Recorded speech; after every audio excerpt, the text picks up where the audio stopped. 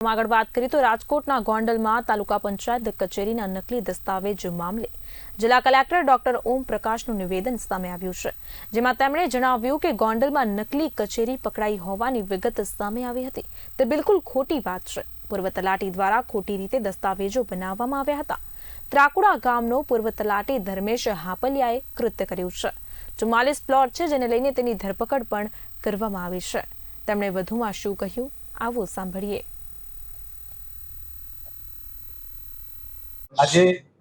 આજે ઘણા બધા મીડિયાના મિત્રો મારફત, ઘણા બધા મીડિયા હેન્ડલ્સ મારફત એક સવારથી ન્યૂઝ ચાલતી હતી કે રાજકોટમાં ગોંડલ તાલુકામાં એક ફરજી કચેરી પકડાઈ છે।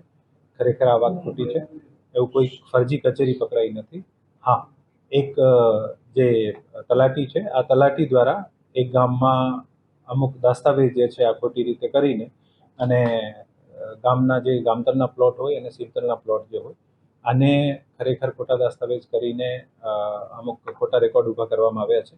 આ બાબતમાં આ તલાટીની ટીડીઓશ્રીને સૂચના આપવામાં આવી છે કે આના ઉપર કાયદાકીય પગલાં લે અને આની ધરપકડ પણ થઈ ગઈ છે।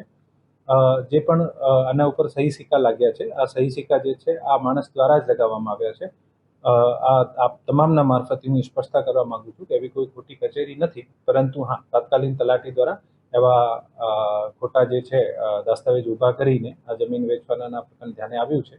વધુ તપાસ માટે પોલીસને કહેવામાં આવ્યું છે। અત્યારે એફઆઈઆરની કામગીરી ચાલુમાં છે અને જે પણ અપડેટ હશે પછી આપણે ફ્યુચરમાં આપવામાં આવશે।